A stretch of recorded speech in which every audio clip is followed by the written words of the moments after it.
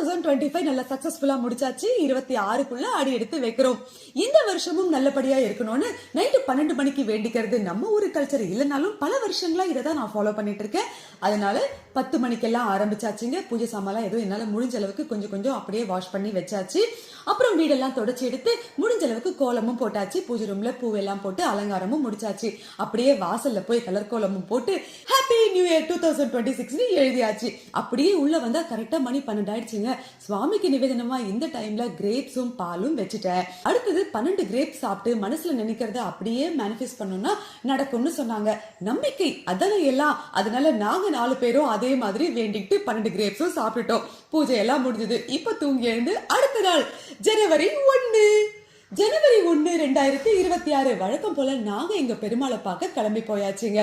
பார்த்தா நல்ல மழை பெஞ்சிட்டு இருக்கு.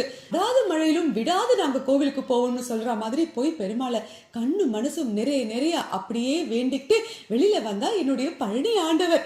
அவரையும் அப்படியே வேண்டிக்கிட்டு இந்த பக்கம் திரும்பினா சமயபுரத்து அம்மன், மீனாட்சி அம்மன் கண்கொள்ளாத காட்சியா இருந்தது.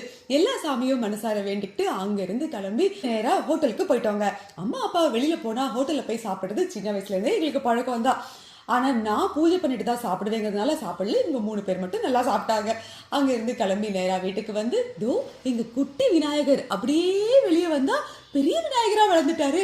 ஆமாங்க, இந்த புத்தாண்டின் புதுவரவு இந்த தொந்தி கணபதி தான்.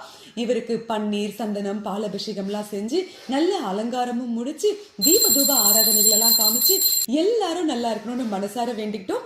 பிறந்திருக்கிற இந்த வருஷம் இந்த உலகத்துல இருக்கிற அத்தனை பேருக்கும் ஆரோக்கியமும் செல்வ வளமும் நல்ல நல்ல வெற்றிகளும் கொடுக்கணும் மனசார வேண்டிக்கிறோம். நல்லாவே இருப்போம். அப்புறம் அனைவருக்கும் Happy New Year!